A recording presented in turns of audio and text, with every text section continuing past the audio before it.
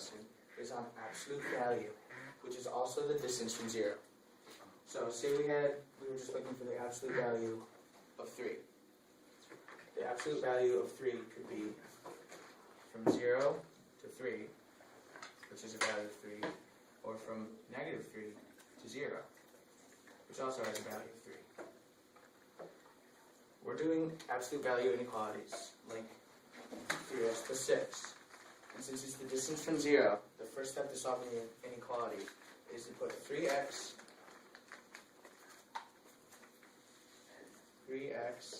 plus 6 is greater than or equal to 12, and 3x plus 6 is less than or equal to negative 12, since we're looking for the distance from 0 on both sides. So the first step to solving would be to subtract 6 from both sides. So you get 3x is less than or greater than 6, and 3x is less than or equal to negative 18. The next step would be divide both sides by 3 to get 3x, or x,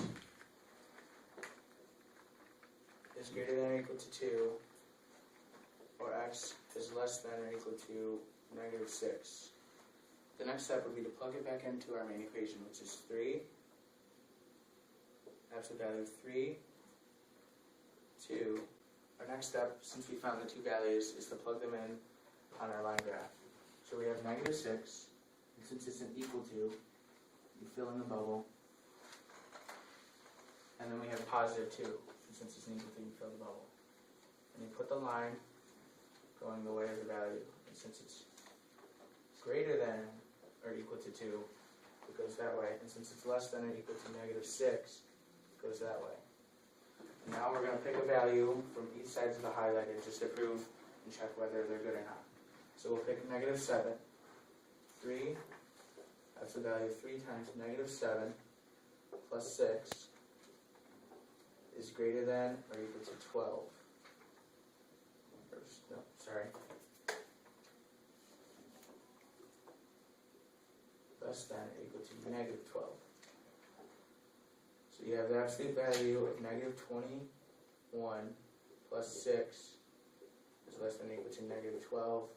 And the absolute value of negative 15 is greater than or equal to negative 12, which is true. And then we'll plug in negative 4 into the same equation just to check and make sure I did it right.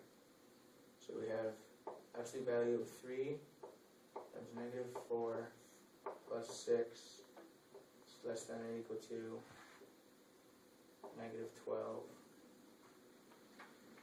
And 3 times negative 4 is the absolute value of negative 12 plus 6, which is less than or equal to the value of negative 12. And negative 12 plus 6 is negative 6. Negative 12. 6 is not less than or equal to 12. Check the second part of the equation, which is the positive part, which is 3x plus 6 is greater than 12. We're going to plug in one of the values from this side. So we're going to do 3 times 3, absolute value, plus 6 is greater than or equal to 12. So 9 plus 6, absolute value, is greater than or equal to 12. And 9 plus 6 is 15, which is greater than or equal to 12.